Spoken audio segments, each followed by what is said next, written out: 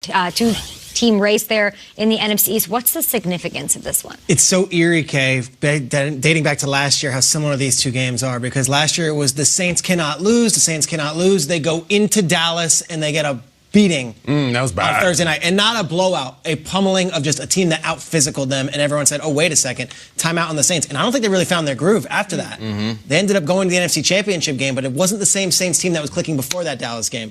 Now you flip it.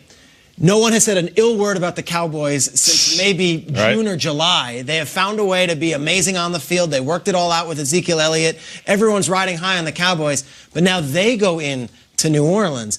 What if they get a pummeling? What if they get a beating? What if they get their jaw bloodied a little bit? I would never doubt the Saints in the Superdome, and I would never doubt a Sean Payton coach team where they're the underdogs. And in this one, I feel like everyone's expecting the Cowboys to roll.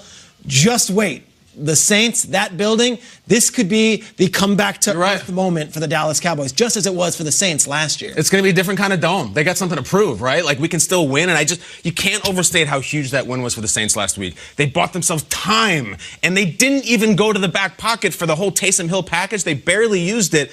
But is that sustainable? A defensive touchdown and a special team touchdown against a really good Dallas team.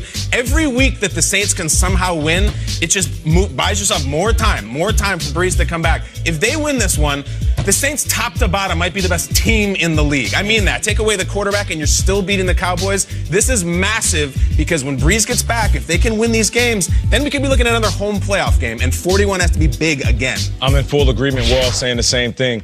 Listen, in 1973, there was a song released by James Brown, The Big Payback. It starts off saying, revenge, I'm mad, the big payback. This is it. Oftentimes, we don't get these storylines in football because of schedules and the way things work out. But the simple fact that it's almost bizarre world, the way these things have flipped this season, all of a sudden the Saints can look at this team and say, you remember what happened last year? Now it's our turn to stop your train in the tracks and us get our groove back. How much sugar did you have for breakfast today? I didn't have any sugar. It feels good, Nothing? doesn't it? No, I had something else. Too hot. What you two do. Okay, lots of great games, 2 undefeated squads.